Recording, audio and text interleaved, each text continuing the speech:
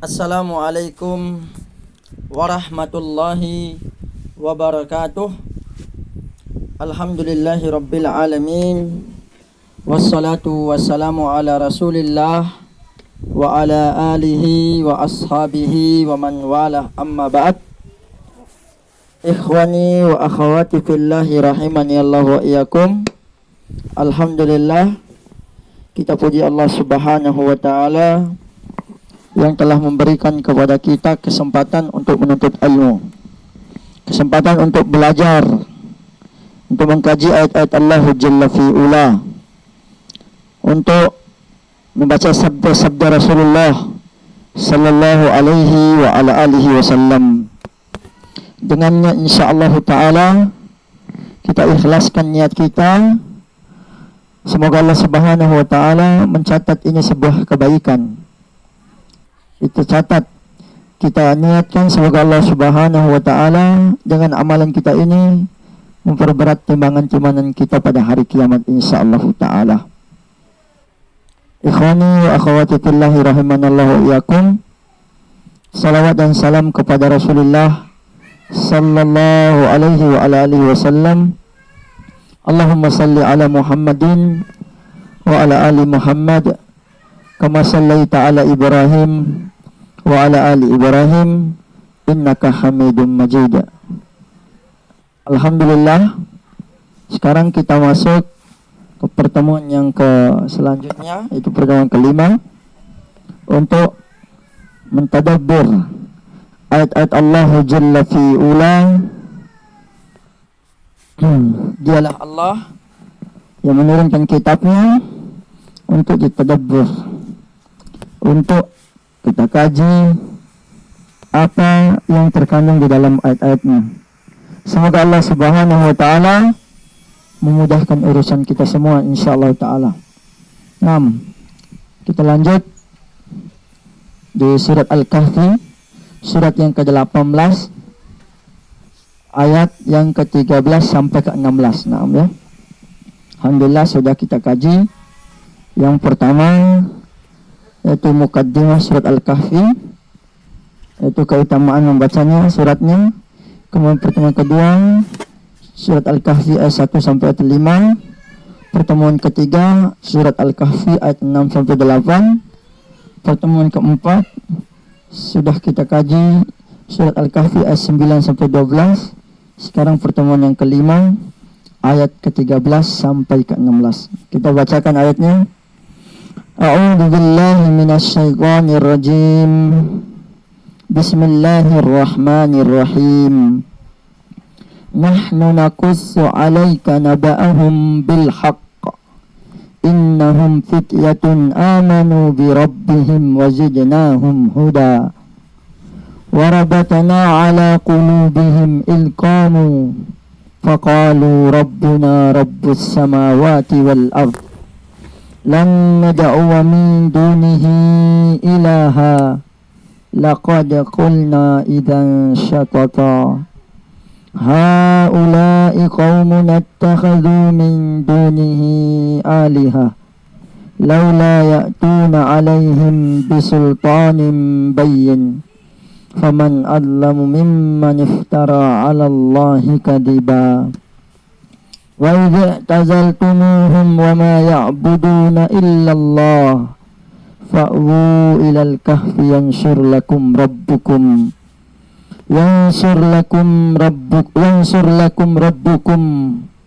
min rahmatihi wa yuhayyi' lakum min amrikum mirfaqa. Kami ceritakan kepadamu wahai Muhammad sallallahu alaihi wasallam dengan berita yang benar, cerita yang benar. Sebenarnya sesungguhnya mereka itu adalah pemuda-pemuda yang beriman kepada Rabb mereka, Allah Jalla fi'ula, dan kami tambahkan kepada mereka petunjuk, dan kami telah meneguhkan hati mereka di saat mereka berdiri. Lalu mereka berkata, Rabb kami, Tuhan kami adalah Rabbul, pemilik langit dan bumi. Kami sekali-kali tidak menyeru Tuhan selainnya. Sesungguhnya kalau kamu melakukan yang demikian, maksudnya menyembah Tuhan selain Allah, atau mengatakan kita menyeru Tuhan selain Allah Subhanahu wa taala, telah mengucapkan pernyataan yang amat jauh dari kebenaran. Kaum kami ini telah menjadikan selain Allah sebagai Tuhan-Tuhan untuk disembah. Mengapa mereka tidak mengemukakan alasan yang terang tentang kepercayaan mereka? Siapakah yang lebih zalim daripada orang-orang yang mengada-adakan kebohongan terhadap Allah? Dan apabila kalian meninggalkan mereka dan apa yang mereka sembah selain Allah, maka carilah tempat berlindung di dalam gua itu. Niscaya Allah Tuhan kalian akan melimpahkan sebagian rahmatnya kepada kalian dan menyediakan sesuatu yang berguna bagi kalian dalam urusan kalian. Ikhwani wa akhwati fillah rahimanallahu. Di sini Allah Subhanahu wa taala mulai menceritakan kisah tentang mereka secara rinci. Allah Subhanahu wa taala menyebutkan bahwa mereka adalah segolongan kaum pemuda, kaum muda yang menerima perkara yang hak, mendapat petunjuk ke jalan yang lurus dari guru-guru mereka, yang saat itu telah durhaka dan tenggelam ke dalam agama kebatilan menjadi sesat. Karena itulah kebanyakan orang-orang menyambut baik seruan Allah dan Rasulnya adalah dari kalangan kaum muda. Adapun orang-orang yang tua, sebagian besar dari mereka tetap berpegang pada agama nenek moyang mereka, dan tidak ada yang masuk Islam dari kalangan mereka kecuali sedikit. Innahum fityatun amanu. Di kalangan pemuda itu mudah menerima kebenaran, mudah menerima petunjuk dari Allah dan Rasulnya. Sehingga demikian Allah Subhanahu wa ta'ala menceritakan tentang para penghuni gua, Ashabul Kahfi, bahwa mereka semua terdiri dari kalangan kaum muda. Sehingga ulama tafsir, salah seorang yang mujahid mengatakan, telah sampai berita kepadaku bahwa sebagian dari kalangan mereka ada yang memakai anting-anting. Lalu Allah memberikan kepada mereka jalan petunjuk dan menggerakkan mereka untuk bertakwa kepada Allah, sehingga mereka beriman kepada Rabbnya Allah Jalla fi'ula, yakni mengakui keesaan Allah dan bersaksi bahwa tiada Tuhan berada disembah kecuali Allah Jalla fi'ula. Maka Allah Subhanahu wa taala berfirman, wazidnahum huda, kami tambahkan kepada mereka petunjuk dengan berlandaskan kepada dalil ayat ini dan ayat-ayat lain yang semakna. Sebagian para imam, itu Imam Bukhari dan lain-lainnya dari kalangan mereka, berpendapat bahwa iman itu berbeda-beda tingkatnya. Iman itu bisa naik, bisa turun, dan iman itu bisa bertambah dan bisa berkurang. Karena itulah Allah menyebutkan dalam ayat ini wazidnahum huda, dan kami tambahkan mereka itu petunjuk. Sama yang Allah Subhanahu wa taala firman dalam surat Muhammad, walladzina ihtadaw zadahum huda wa atahum taqwahum. Dan orang-orang mendapatkan petunjuk Allah menambah petunjuk kepada mereka. Petunjuk Allah, orang mendapatkan petunjuk, ya, dan orang-orang mendapatkan petunjuk, Allah menambah petunjuk pada mereka dan memberikan kepada mereka balasan ketakwaannya. Bahkan dalam surat At-Taubah ayat 124 Allah berfirman, fa ammal ladzina amanu fazadathum imana. Dan adapun orang-orang beriman, maka surat ini menambah keimanan mereka. Nah, inilah dalil-dalil bahwasannya iman itu bisa bertambah, bisa berkurang. Yazidu bi ta'atir rahman wa yanqusu bi ta'atis syaitan. bertambah karena mentaati Allah, dan berkurang karena mentaati perintah syaitan. Bahkan dalam surat Al-Fatih ayat 4 Allah berfirman, liyazdadu imanan ma'a imanihim, supaya keimanan mereka bertambah di samping keimanan mereka. Nah, dan masih banyak yang lainnya yang semakna, ikhwani wa akhwati fillah rahimanallahu.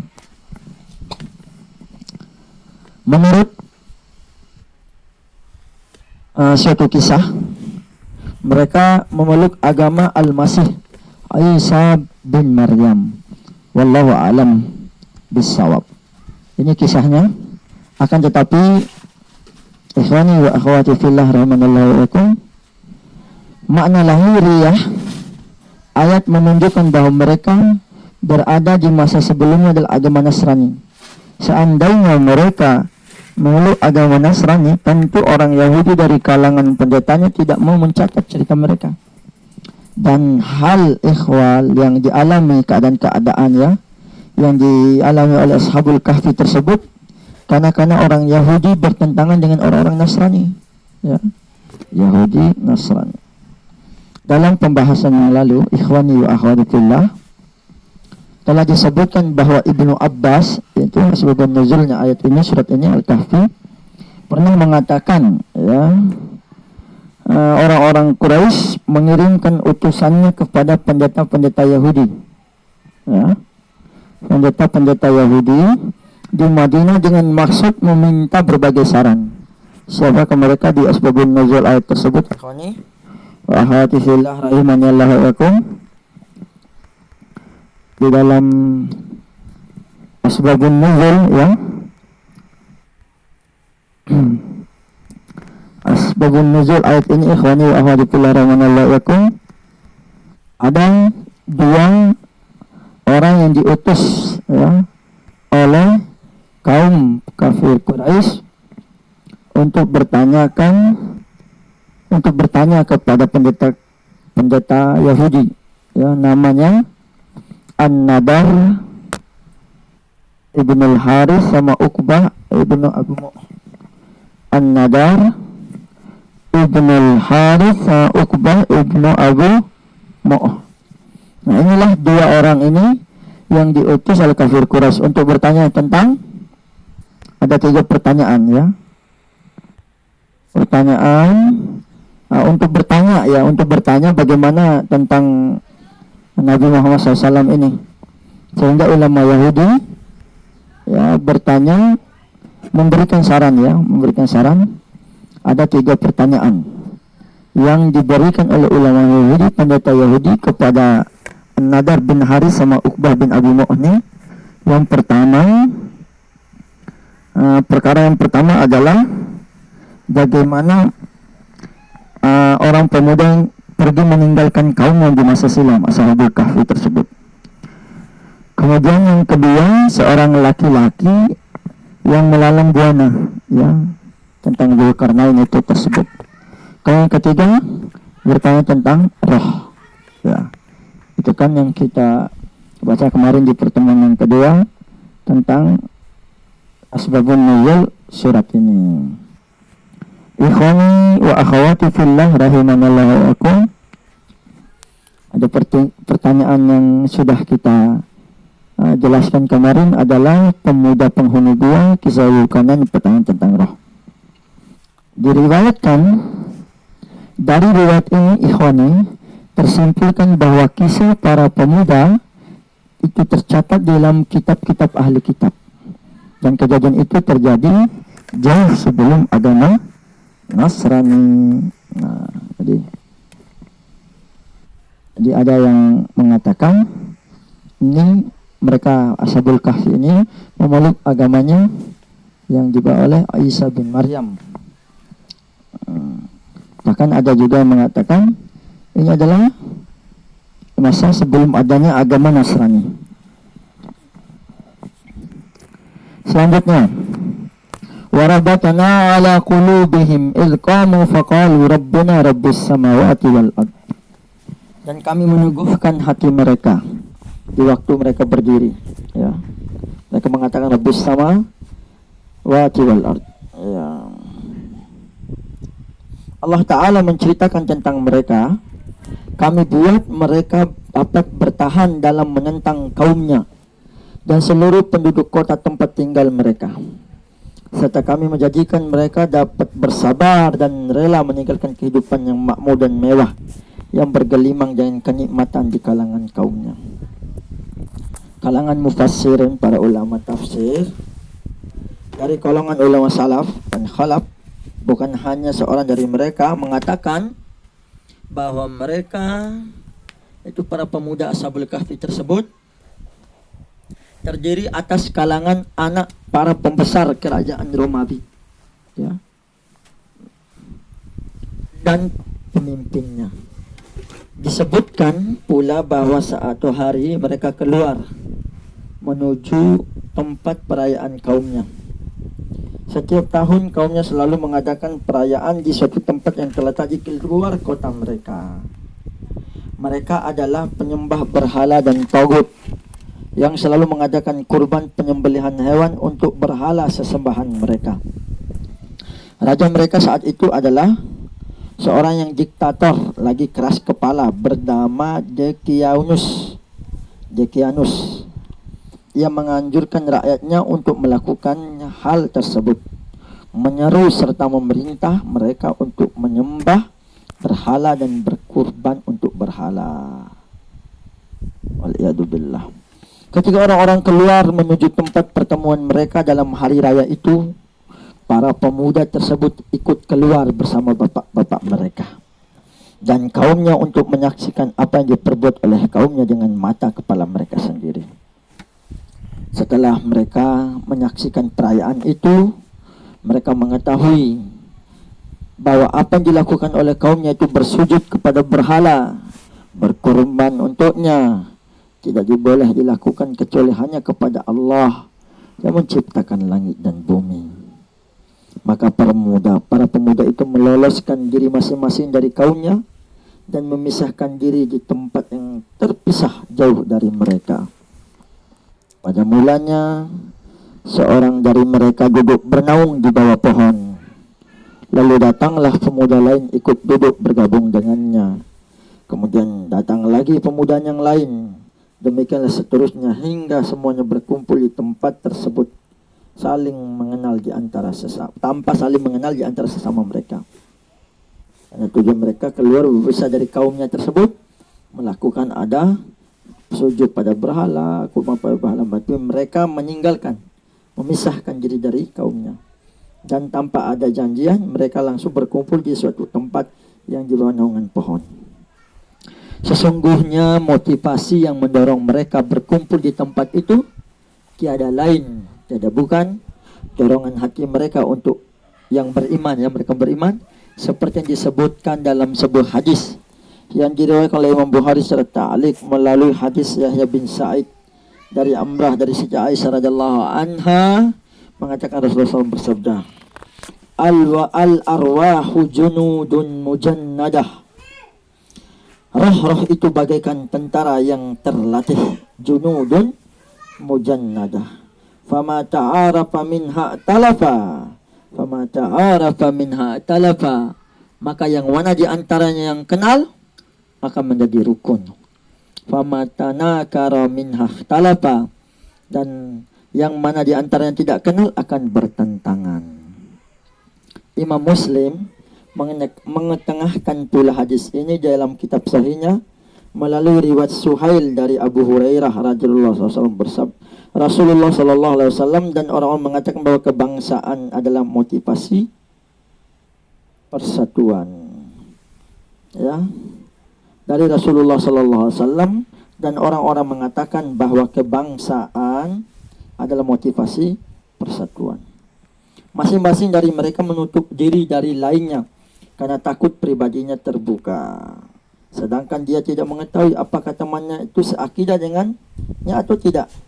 Akhirnya salah seorang dari mereka memberanikan diri mengatakan, wahai kaumku, kalian mengetahui demi Allah, sesungguhnya tiada yang menjauhkan kalian dari kaum kalian hingga kalian memisahkan diri dari mereka kecuali karena satu alasan.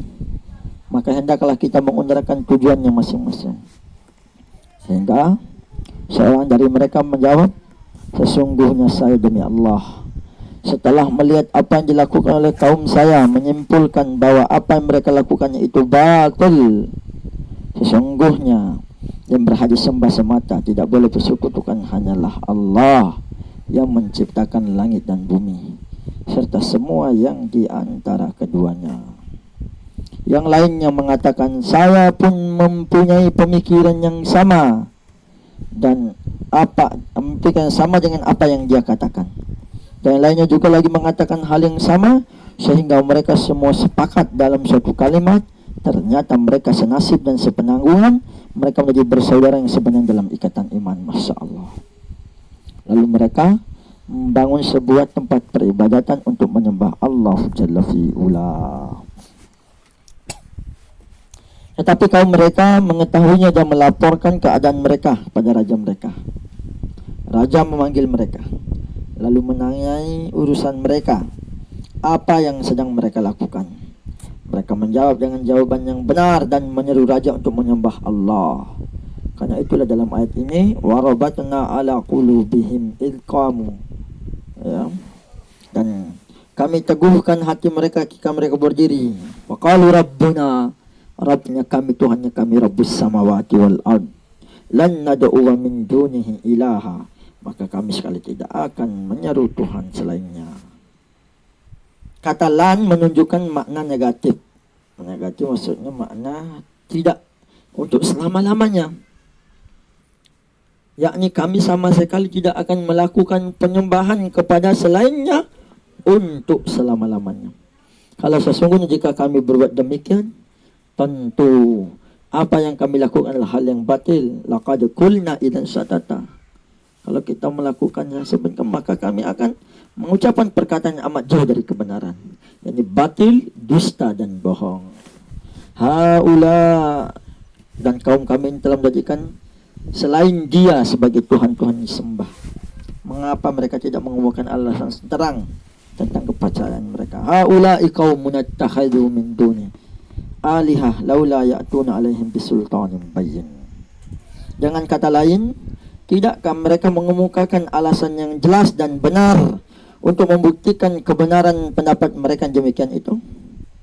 Maka faman adlamu mimman iftara 'ala Allahi kadiba. Sesungguhnya, ikhwani wa akhwati fillah, siapakah yang lebih zalim daripada orang-orang mengadakan kebohongan terhadap Allah? Sebenarnya mereka orang-orang yang aniaya lagi dusta dalam ucapan yang demikian itu. Al-Kisah, tatkala raja mereka diseru, diajak oleh mereka untuk beriman kepada Allah, ia menolak dan bahkan mengancam serta menakut-nakuti mereka dan mengeluarkan perintah agar pakaian tradisi kaum mereka dilucuti dari diri mereka. Kemudian raja memberi mereka masa tangguh untuk memikirkan pihak tersebut. Barangkali saja mereka mau kembali pada kaumnya. Masya Allah, ya. Kesempatannya merupakan belas kasihan dari Allah pada mereka. Kemudian mereka jadikan satu itu untuk melarikan diri dari raja mereka yang membawa agama mereka agar selamat dari fitnah. Memang sikap demikianlah yang diperintahkan dalam syariat. Di saat fitnah yang melanda manusia itu, hendaknya seorang melarikan diri dari mereka demi menyelamatkan agamanya. Seperti yang disebutkan dalam sebuah hadis, yusiku ayyakuna khairu mali ahadikum ghanaman yatba'u biha syaghafal jibal wa mawaqi al-qadari yafirru bidinihi minal fitani. Sudah dekat masanya akan terjadi harta yang paling baik seorang di antara kalian, itu ternak yang dibawa menelusuri lereng-lereng bukit dan tempat-tempat turunnya hujan, melarikan diri dari fitnah dan menyelamatkan agamanya. Dalam keadaan seperti itu, disyariatkan mengisolasi diri dari manusia. Lain dari itu tidak. Karena dengan begitu berarti memisahkan diri dari jemaah dan persatuan. Nah, kalau sudah betul-betul seperti kejadian dilakukan oleh Ashabul Kahfi tersebut. Setelah tekad mereka bulat untuk lari meninggalkan kaumnya, maka Allah berfirman, wa idh tazaltumu wa ma ya'buduna illallah. Ya. Wa idh tazaltumuhum wa ma ya'buduna illallah. Dan tatkala mereka meninggalkan mereka dan apa yang mereka sembah selain Allah, yakni bila mereka menentang mereka, kalian menentang mereka dan memisahkan diri dari mereka dalam hal agama, maka pisahkanlah diri kalian dari mereka. Sehingga fa'wu ilal kahfi, maka carilah tempat berlindung di gua itu. Yansur lakum rabbukum min rahmati, niscaya Allah Tuhan kalian akan melimpahkan sebagian rahmatnya. Artinya Rabb kalian Allah subhanahu wa ta'ala pasti akan melimpahkan rahmatnya kepada kalian dan menyembunyikan kalian dari kaum kalian. Wa yuhayyi' lakum min amrikum, dan menyediakan bagi kalian dalam urusan kalian mirfaqa. Itu yang sedang kalian kerjakan adalah sesuatu yang berguna, yakni hal yang berguna dan bermanfaat bagi tujuan kalian. Maka pada saat itu mereka melarikan diri dari kaumnya dan berlindung di dalam gua. Ketika kaum mereka merasa kehilangan mereka, raja mereka mencari-cari mereka. Menurut suatu riwayat, si raja tidak berhasil menemukan mereka karena Allah menjadikan mata raja itu tidak dapat melihat mereka. Seperti yang dilakukan, yang dia Allah Ta'ala lakukan pada Nabi Muhammad SAW dan pada sahabat Abu Bakar As-Siddiq saat keduanya bersembunyi dalam gua Thur.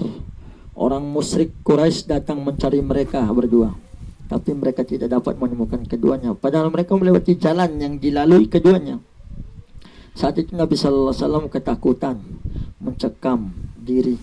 Sahabat Abu Bakar melalui kata-katanya berucap, "Ya Rasulullah, seandainya seseorang dari mereka melihat ke arah tempat telapak kakinya, tentulah dia dapat melihat kita." Tapi Rasulullah Sallallahu Alaihi Wasallam bersabda, "Ya Abu Bakar, ma dhannuka bithnaini Allahu thalithuhuma."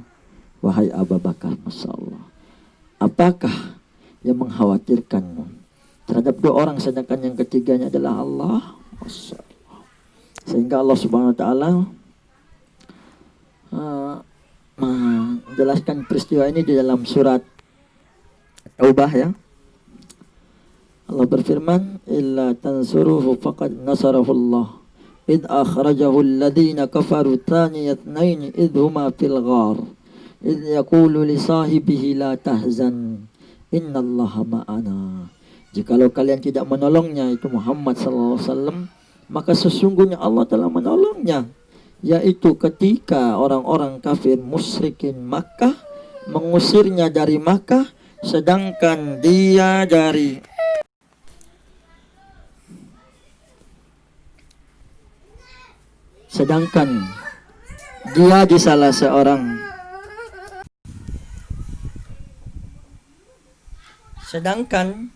salah seorang dari kedua orang ketika keduanya berada dalam gua. Maksudnya dua orang ini adalah Rasulullah Sallallahu Alaihi Wasallam dan Abu Bakar. Di waktu dia berkata kepada temannya, "Janganlah kamu sedih, sesungguhnya Allah beserta kita." Maka fa'anjalallahu sakinatahu alaihi, maka Allah menurunkan ketenangannya kepada Muhammad sallallahu alaihi wasallam. Wa ayyada bi junudin, dan membantunya dengan tentara lam tarauha, tentara yang kalian tidak melihatnya. Wa ja'ala kalimatal ladzina kafarus sufla, dan Allah menjadikan seruan orang-orang kafir itu rendah. Wa kalimatullahi hiyal ulya, dan kalimat Allah itu adalah kalimat yang tinggi. Wallahu azizun hakim, dan dialah Allah yang maha perkasa lagi maha bijaksana. Jadi kisah gua tempat Nabi Sallallahu Alaihi Wasallam bersembunyi lebih mulia dan lebih terhormat, lebih besar dan lebih mengagumkan daripada kisah para pemuda penghuni gua tersebut. Masya Allah, ya. Rasulullah dan Abu Bakar sembunyi di gua Thur. Adapun Ashabul Kahfi sembunyi di gua Al-Kahfi tersebut. Ikhwani wa akhwati fillahi rahimani Allah wa yakum, yang kemarin sudah kita kaji tentang nama-nama Al-Kahfi tersebut. ya. Bahkan nama Al-Kahfi, nama tempat gua ya, bukit tempat gua yang sudah dikaji adalah Banglius. Bukitnya namanya Banglius. Adapun nama guanya adalah Haizam. Gua Haizam. Sedangkan nama anjingnya Hamran. Masyaallah. Jadi kisah yang dialami oleh Rasulullah SAW pas hijrah dari Makkah ke Madinah bersama Abu Bakar ini adalah lebih mulia, lebih terhormat dan lebih besar dan lebih mengagumkan daripada kisah para pemuda penghuni gua tersebut. Menurut suatu pendapat, kaum para pemuda itu dapat menemukan mereka. Lalu mereka berdiri di depan pintu gua tempat para pemuda bersembunyi. Kaum mereka berkata, kami tidak menginginkan menghukum mereka dengan hukuman yang lebih berat daripada apa yang mereka perbuat terhadap diri mereka sendiri. Kemudian raja mereka memerintahkan agar gua itu ditimbun dan ditutup pintunya agar mereka binasa di dalamnya.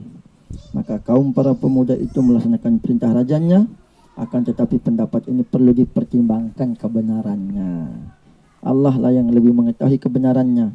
Karena sesungguhnya Allah telah menceritakan bahwa matahari dapat menyinari mereka melalui pintu gua di setiap pagi dan petang, seperti nanti yang akan dikaji di ayat setelahnya.